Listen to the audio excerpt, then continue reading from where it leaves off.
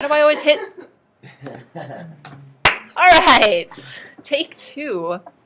So, like I said, this first part we're going to look at cladograms and analyze them, so that way we can look at the diversity of life and figure out the evolutionary history of organisms.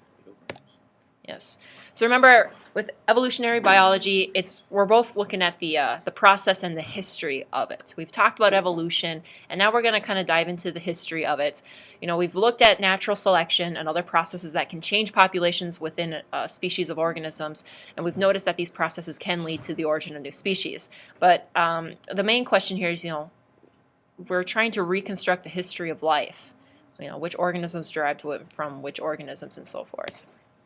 And so how we do this is we trace the phylogeny of it. Wow, I'm struggling.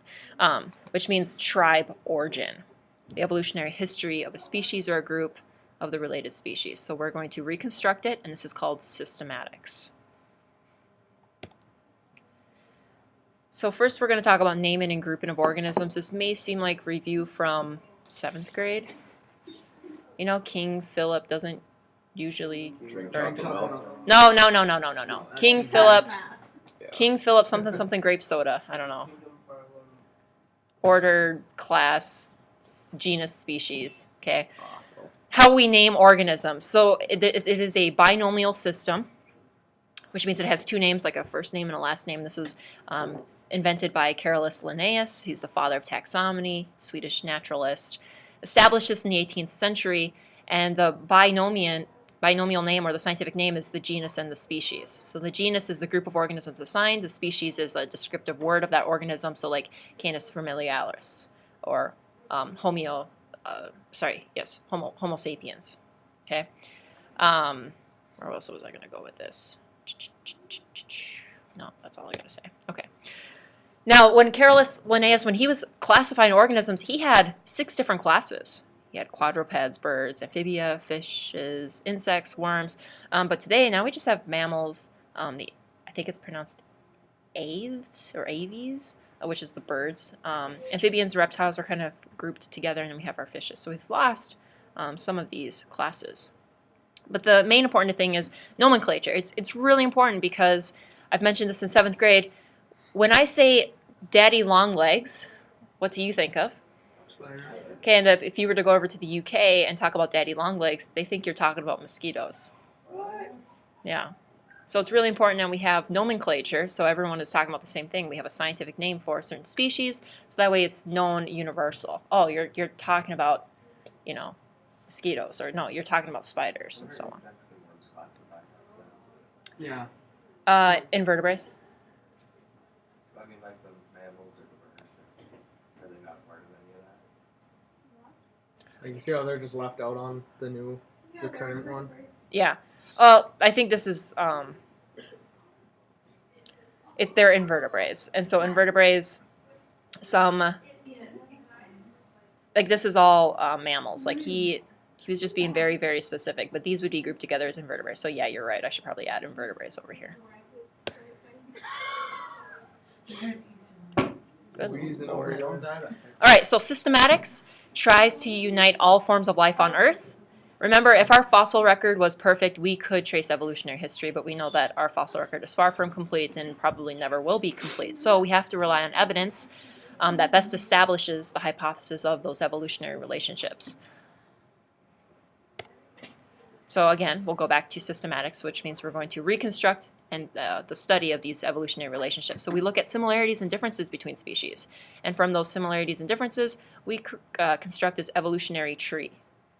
And it's a hypothesis of how species are related to one another. And I say hypothesis because there's many different ways you could arrange your tree.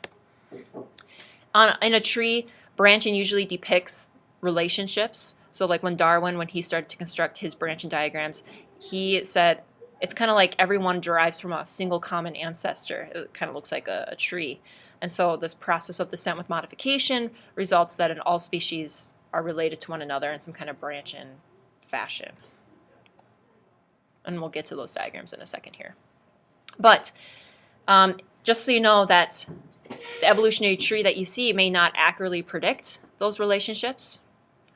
You know, because at the time, they reasoned that two species diverged from a common ancestor, even though they're more different. This is not always true. We know that evolution is a very rapid process, or it can happen very slowly.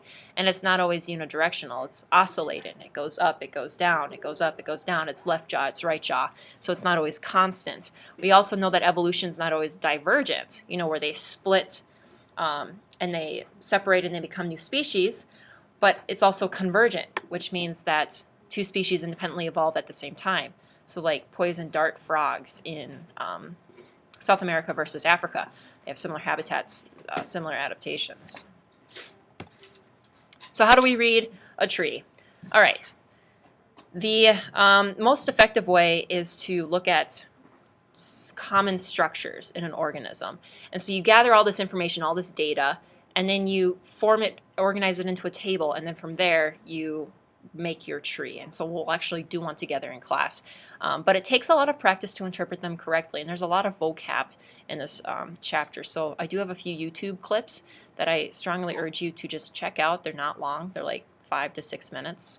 But it's just a really nice overview of all the vocab that you're going to see here in a second. But a tree consists of branches, and so you can see that it branches out all from A. So A diverges into B and I, and so on and so forth. We have nodes, where the ancestral group splits into 2 or more descendants. So like this would be a node, and this would be a node, and this would be a node, and a node, and a node. And then the tips are usually your endpoints. These organisms are either living today or they are extinct. But your endpoints we usually call taxons. They usually have a specific name, a named group of organisms. So there's no active notes, huh? Wonderful. Oh, right here there is actually. I think I learned more when there isn't, honestly. Yeah, I think I focus on writing. Okay. Oh, what? It's weird. There's like this is the only slide that I've seen that has them. Okay. So a taxon is a named taxonomic unit at any level of the hierarchy, and it utilizes that biological species concept, where species are groups of interbreeding natural populations that are reproductively isolated from other such groups. And we have talked about the biological species concept when we were defining what a species was.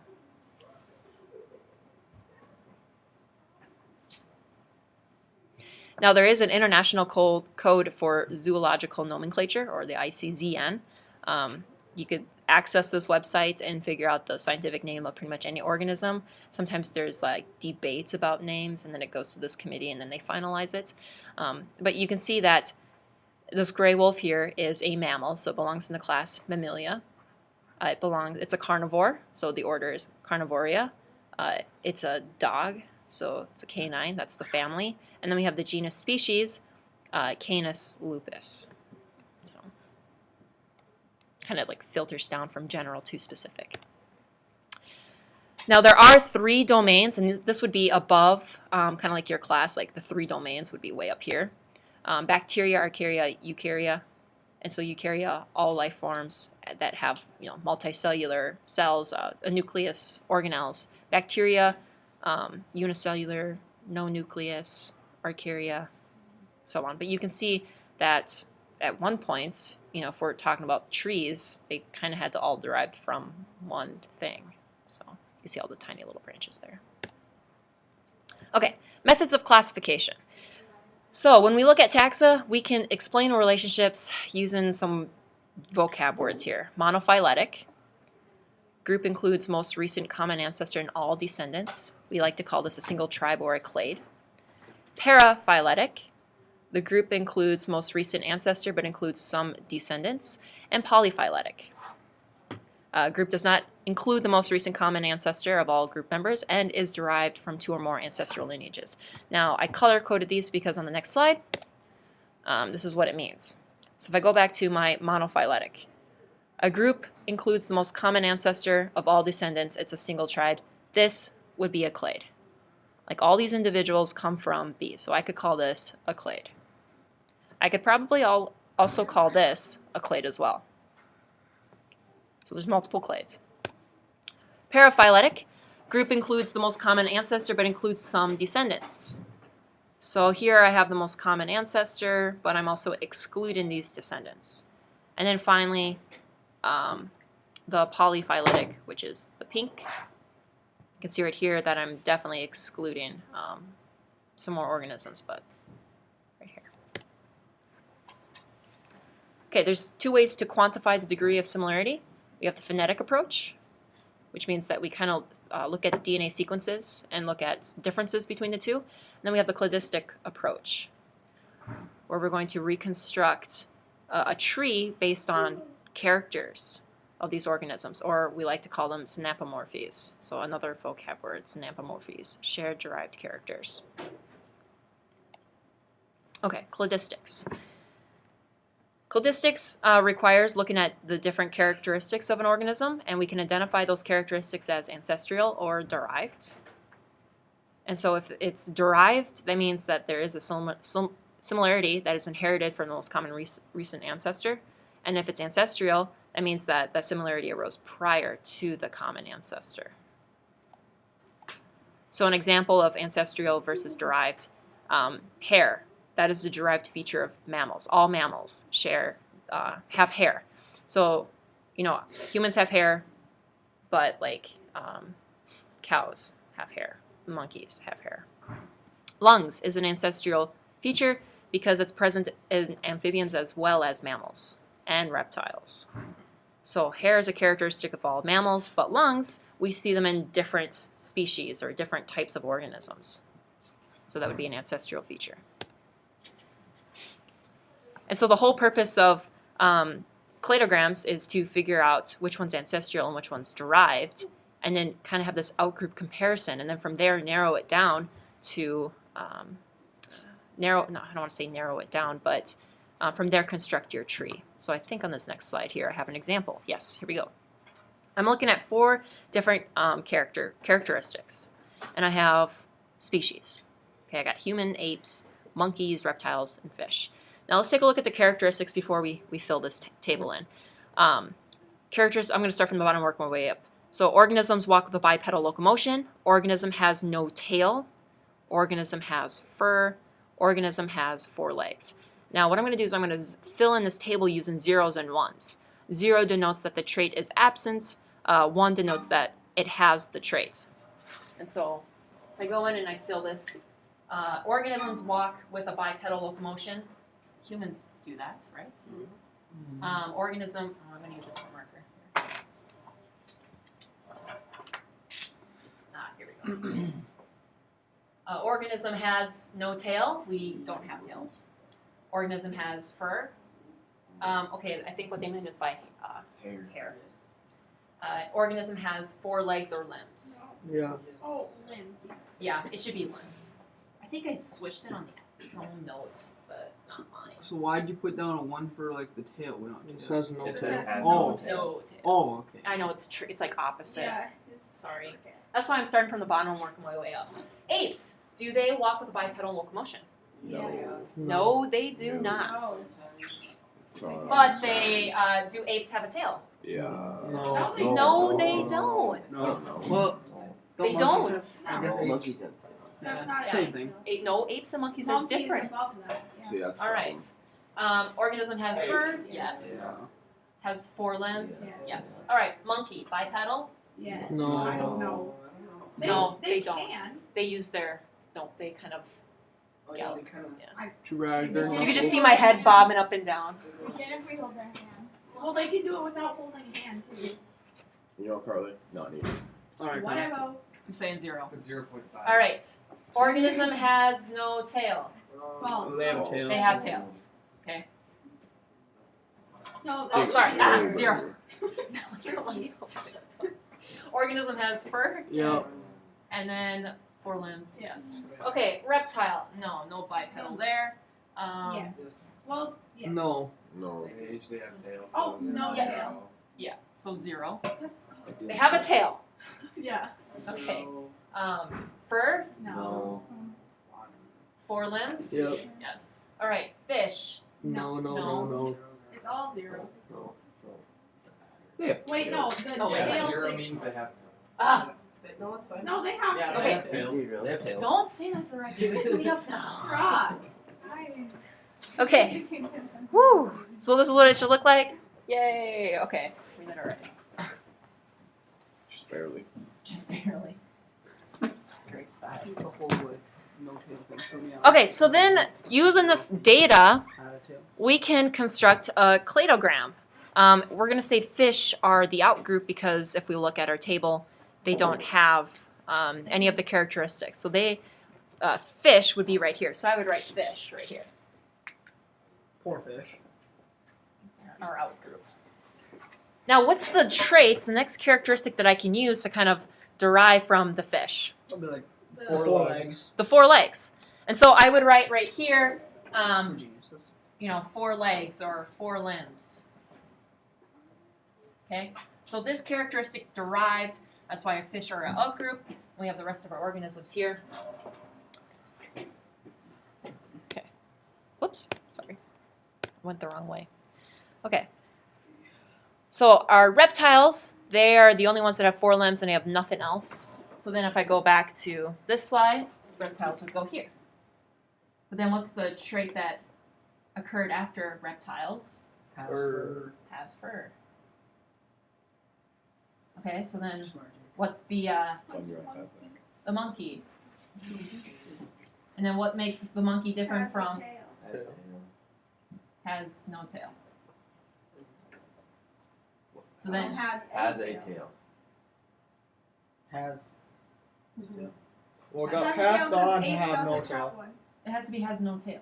Like loss Does it loss get of So so tail. reptiles don't have fur. Has no The tail. monkeys do. I'm just It is. this. Monkeys have this a tail. slide says has tail. It says Oh, no so I tail. typed it up wrong? I don't Well, I you're don't- right. I Should be think has it no should tail has no because that's tail. number 3. You're right. Okay, loss of tail. Yeah. Okay. So that would be apes because we have bipedal locomotion. And then there's just us on top. So what is this saying? We derive from fish? What does this mean? Well, that's why, At one point, this- you were a fish. you can't say that we came from fish. That's why this is just a hypothesis. We were looking at just a certain number of species and some certain characteristics, and then this is what our tree would look like. You progress from the simplest to the most complex, usually. So again, some key vocab words that you will see on your assignment today. Plasiomorphic. So the position and number indicates the change from state 0, because remember 0 was absence of it, so that's a plasiomorphic condition, to state 1, which means they had it, to an apomorphic. Okay. So there we go. Awesome. Jeez.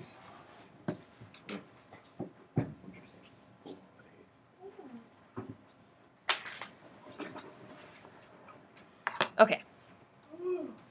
So we use cladistic classification to classify organisms. That's just what we did with those 5 different species. And we created a family tree. And so what we did was we based it on data. We looked at characters or traits of an organism. And these characters are usually anatomical or maybe physiological characteristics. They could be behaviors and genetic sequences as well. Like the red panda is more related to a raccoon than it is to a regular giant panda, if you remember that from 7th grade. The book was pretty good. Anyways, there are 3 basic assumptions of cladistics, though, is that changing characteristics occurs in lineages over time. And so, again, I just list what plasiomorphic characteristics are and apomorphic characteristics are. Here's a nice YouTube video that really does a nice job going over these 2. I seriously strongly suggest just watch it. We don't have that link. Yeah, we have the terminology. Oh, is that what it I is? don't know if that's the Okay, same. I'll send another email. I'm sorry, that's right. I changed it on mine, not yours. Okay. Is the terminology link the same? Because we have that. If you open it up in PowerPoint, then yeah, you can click on it. We can click on terminology. Oh, cool. Mine lets me. It says open as fine. Awesome. Okay. Oh, really? I'll still send it out just in case. Another assumption is that any group of organisms is related by descent from a common ancestor. So all life on Earth shares a common ancestor. So again, that diagram, that there must be one common ancestor for our 3 domains. And then finally, there is a branch and pattern or lineage splittage. So you can see that, or species kind of derive from each other. Sometimes it's like this, and sometimes it's like this. Okay, so with cladistic analysis, we look at nodes, which are those branching points, and it's generated each time a derived character is identified. So like loss of tail, bipedal locomotion. But the goal is to create a diagram where it's all derived from a single common ancestral species and a monophyletic group. So we're going to talk about, because like I said, there's different ways you can construct your tree. There are some factors that do complicate cladistics, because I said, Hasbargen said, what are you trying to say? We came from fish? Well, there are some other factors. Convergent evolution occurs. So we've talked about convergent evolution in the last chapter, which means that sometimes similar adaptations in unrelated organisms are similar based on their environments. So again, the poison dart frogs, Africa versus South America. We call this homeoplasy. There are sometimes reversals. Sometimes organisms return to their ancestral feature. So like humans, we lost our appendix. But is it possible? Could it be possible to regain that? I don't know. Probably not. Yeah. It'll take a really, really long time. Another factor is the incomplete fossil record. We are missing a lot of transitional organisms, and characteristics of those organisms. So here comes this principle of parsimony, which is whenever you make your cladogram, always choose the simplest explanation. Okay? And that means that it's the fewest number of evolutionary changes to explain those characteristics. Because you will have to make a cladogram in your homework assignment. So let's take a look at a case study of whale evolution. We're going to look at an order called arteriodactyls. And in this group we have cows, deer, hippos, and whales actually share a relationship with this. Arteriodactyls, they have hooves and they have an even number of toes, but they also have this unusual pulley-shaped ankle bone called the astrolagus. And so we are going to look at this trait, the astrolagus, how it was shared and derived in these organisms. But if you have this bone, then you are an arteriodactyl, basically. So you can see down here in this panel, this is what most mammals' ankle bones look like, and then these are what the ankle bone of these arteriodactyls look like. What's the difference really? Just size, mostly. And you can see down here how it kind of cuts off. So it's like smaller down here, but it's a wider base. And that has to do with a lot with the weight of the organism.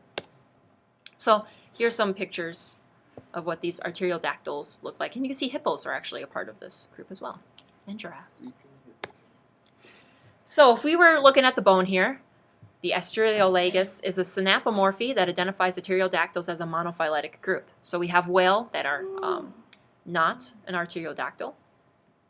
And then we say, oh, these organisms gained, and then from there we have our camel, and there were some more evolutionary changes that occurred. But we're just focusing on this right here. I have no idea. So when we look at the phonetic approach, what scientists did was they compared DNA sequences of arteriodactyls and found that whales share many similarities with hippos. And hippos are way up here. Whoa. Like, so, which tree is right? So it conflicted with the morphological data. It implied that the pulley-shaped astrolagus evolved in arteriodactyls, and then it was lost in whale evolution. So it gained, and it went through, and then right here, it would be a loss, and then we would have whales. Obviously, this inspired the hypothesis that both whales and dolphins are descended from populations of arteriodactyls, and maybe that they spent most of their time feeding in those shallow waters where hippos are today. But then in 2001, we found fossils of arteriodactyls that were clearly related to whales and yet had that pulley-shaped ankle bone. So this is what our new tree looks like today. We had a gain of that ankle bone. We have our usual species, some kind of characteristics here. But then with our hippo and whale, because they're closely related to one another, obviously the whale doesn't have that today, so it'd be a loss of that ankle bone. So this is actually the more correct evolutionary tree, even though it is less parsimonious. I don't understand how a camel and a cow can be less related than a hippo and a camel. Well, we'd have to look at, I don't know what the characters are, so. Yeah, Jake. Okay, so a summary. Remember, like a lot of times when you're constructing your tree, it's based on, hypothesis and the data that you have. But it does rely on how complete our fossil record is, and we know that it's not very complete. We look at synapomorphies, which are derived characters to unite groups to show similarities and how organisms branch from one another. But cladograms, they do provide a lot of information, even though that, they're kind of like a hypothesis. We look at probable relationships. We look at probable sequence of origins, as well as those shared derived characters. And so again, another video for you to review. I think this one's like 7 minutes. It's Mr. Anderson. He's the guy that did the spinach leaf discs. So he's not boring. He's pretty good. So check it out. He actually does like a mock species and tells you how he makes his tree. So it's actually really good. Okay, last section that I want to cover today. So systematics and classification. So now that we've kind of talked about the evolutionary tree history, now we'll talk a little bit about classification, I spelled wrong. Okay, so classification is how we place organisms, how we group organisms into their taxonomic hierarchy, but it's not always congruent. We have talked about monophyletic groups, paraphyletic groups, and polyphyletic groups. This was the color-coded slide before. So it kind of runs into what a species is. We have talked about the biological species concept, which means that species are groups of interbreeding populations that are reproductively isolated from other groups. But with the phylogenetic species concept, the term species is applied to groups of populations that have been evolving independently of other groups of populations. So kind of like evolving at the same time. There are problems with the phylogenetic species concept, but when we look at the phylogenetic species concept, it does solve 2 problems for the biological species concept. And so, just so you know, this section, I just included it. You're not really going to get tested on this part, but you will be tested on your cladogram part. But biological species concepts isn't always applied to those allopatric populations. So if you remember what allopatric meant, it was like 2 different species. Okay. So again, vocab from previous chapter. It can also be applied to both sexual and asexual species. Remember, biological species concept only dealt with sexual forms, like the production of those gametes. So we talked about post and pre-zygotic mechanisms. So this actually solves that problem. Now we can apply this to bacteria. That's what I'm trying to say. But there are drawbacks. There are slightly differentiated populations. So like in the glades of Missouri, they were looking at different like weeds, and they noticed that, well, because of their different population, then there were like different species even though they're the same, so it was kind of confusing. And then also species may not always be monophyletic. So, yeah. Okay. What was a monophyletic again? Where they all derive from a common ancestor. Okay, your assignment I did email out, and it looks like this. Did you email us the non-active side? You really wish, Rocky. Okay, It's kind of funny. this is your cladistic worksheet. And so for the first part, you are given characteristics, and then you're supposed to pick which one is the most parsimonious phylogeny based on these characteristics. And then you need to explain why. Ooh, explain. Yeah. And then down here, you're actually looking at reconstructing a tree for feathered dinosaurs. So this paragraph gives you information. So you actually have to sort out the characteristics and then write these dinosaur species and then denote whether or not they have it. So you're going to make your own tree. Do they not know that those are words, or what? Is that why they're all red? Yeah. I don't think that. They're made up words I made. They're made up words. Wait, are they actually? Yeah. Oh. Yeah. So you'll fill in this table. So you're kind of on your own for that, like, which characters go with where, which dinosaurs. So it may take you a few times to get it. But then you will construct the most parsimonious cladogram, so the simplest, kind of like what we did at the table, And then I'll ask, there's a question about which one's most closely related to this dinosaur species. All right, the last page looks at ungulates, and I threw in some unicorns and flying horses. So it's kind of a fantasy one. Mine is like messed up. I don't have like the lines. Yeah. It just says the words. Yeah. Okay, how about I save this as a PDF and I'll email it out again. Okay. But Anybody else have that there's some problem? words right here, and you'll have to fill it in. Mhm. So maybe watching that YouTube video will help you fill these words in, okay? But then you have to draw a box around a clade. So looking at this diagram, where do you guys see a clade? Between the coloration white and coloration gray. Are we supposed to have that? Yeah, circle. Yeah, so like you could do a little clade right here. You can also do a clade right here. Okay. Then it says, denote the nodes by circles. So nodes you'll are just branches. the branches, yeah, where they branch off. So there's plenty of nodes there. And then you're supposed to state a sister group. And that one should be pretty easy when you look at it. White and gray. Well, but that's the characteristics. You would have to name the actual species. Arctic Oh. unicorn and marsh unicorn. Okay. Questions on that? Okay, so what I'll do is I'll just save it as a PDF Well, and there's email it strong out. horse and terrestrial horse too.